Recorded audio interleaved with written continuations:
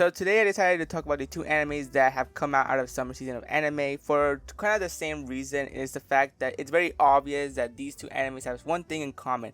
And it's the fact that people are not watching them for the plot. Now, I know some people are going to be like, what do you mean they're not watching it for a plot? If you have watched one of these series or you have watched both of these series like I have, you would know that it's very obvious that these two shows are most likely being watched because of course there's going to be those scenes or those certain scenes that a lot of people are very curious to see, and these two shows are Vermeil in Gold and Harem in the Labyrinth. So let's just get started and talk about these shows because there's a lot of things to talk about regarding these both shows. So let's just begin with Vermeil in Gold. Now Vermeil in Gold is not an isekai, and it's about how this young man wants to become one of the best mages, but of course he has to go to magic school in order to achieve his dreams. And one day he is tasked to get a familiar, right? Because that's what everyone must have in this school. They must have a familiar because it's going to be important as they continue their school life. One day he stumbles upon a book that seems to have a demon ritual, because it was at this point that he was having no luck in casting his own familiar, so he decides to use this because he hopes that he'll have a familiar. But once he does this, he eventually does get a familiar based on this ritual, but it's a demon. In fact, it's a demon woman who becomes his familiar, and you can already guess where this is going. Like, I don't need to explain further, but of course the demon woman starts to be attached to this young man, and there's some certain scenes that happen that I mean, I don't need to go further as to, you know what happens. Like, if you watch this series, you know what happens. I don't think I need to go into detail. There's a lot of moments like that.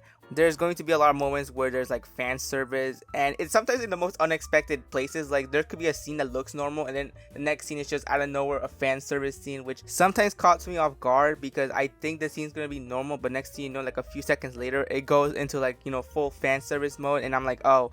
Well, that happened. But despite all the fan service stuff, I actually will give it credit because it at least has a plot. Like, there's at least plot in this series and not just full fan service every scene. Like, at least I'll give it that. Sure, the plot isn't that, interesting or like, out of this world with a lot of twists and turns and like, you're wanting to watch every episode of the week to like find out what happens next. No, it's a very simple plot. I mean, you have the main character wanting to be the best mage, and as it turns out, he also has a girl that's in the school that's also interested in him. But of course, because the demon woman is now involved, of course, it's gonna be like a love triangle, a harem, whatever you want to call it. So there's that plot as well. So overall, despite it being mostly fan service, at least it has like some plots that you could actually be interested in. Granted, they're not amazing, they're not like the most spectacular things to see from a series, but they at least have a plot, they at least have something going on in the series. It's not just full fan service or moments where the demon woman is just trying to go after the main protagonist or the main character of the series. So I'll give them that that they at least have some plots in this series.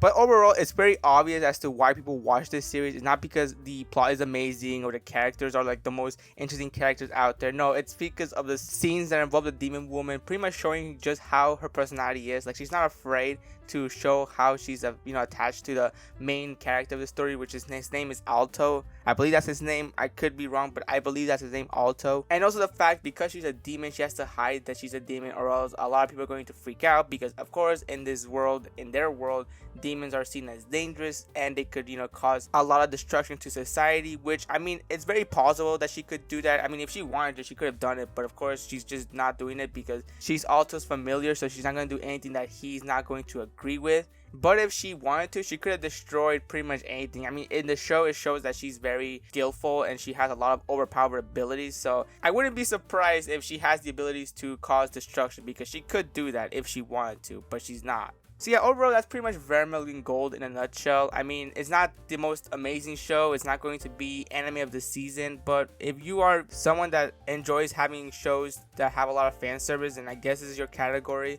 But now let's go into the other show, Harem in the Labyrinth. Now, this show, based on reading the description when I was, seeing what to watch for the anime season, I can already tell this show was going to be something that a lot of people are going to watch, not because of the plot, but because of what's going to happen in this show. This is an isekai, but I'm pretty sure you don't care about that part. I'm pretty sure you don't care about the isekai plot because, I mean, it's just your average isekai plot. The guy is playing a video game and then he gets sucked into the video game, so now he has to live there, and now he has to get used to living in this world because now it's probably going to be his permanent home. You get the idea. You've seen it a million times with other isekais. It's not the most unique idea out there. It's been done many times. But here's where the series starts to go in a whole different other level. So our main character finds out that you could buy slave girls, right? Because slaves are a thing in this world. So his main goal is simply to do a bunch of quests and go to the labyrinth to get enough money to buy one slave girl that he's gotten an interest in, and that's Roxanne. And that's pretty much his whole goal, is just to buy this slave girl. Like, the reason why he does these quests, the reason why he goes to the labyrinth is because, you know, he wants to have money to buy this slave girl. That's pretty much his entire goal. I mean, at least he's being honest with what he really wants to do in this world. But here's where it goes even further. So he does acquire the slave girl. He does acquire Roxanne, and in episode 4, that's when things start to get interesting. I mean, they already showed in this series a lot of fan service. Granted, there is a censored version that's being shown in Crunchyroll, but you can find the uncensored version. It's out there. You can find it. It's not that hard to find. And when you watch those scenes, right, and when you watch the uncensored version of this series, you have to wonder to yourself, is this really an anime? Is this not a hentai? Like, I wouldn't be surprised if you show this to somebody who has no idea what this is about. You show them the uncensored version and you tell them, is this an anime or a hentai? They'll probably tell you it's a hentai, and I wouldn't be shocked, because this series has moments where this could be a hentai, but for some reason it's an anime. And I mean, there's not really much else to say. Like, I could say something about the plot, but who really cares about the plot? Like, I'm pretty sure the plot's like just there to be there because it's an isekai, so they have to have some sort of isekai plot.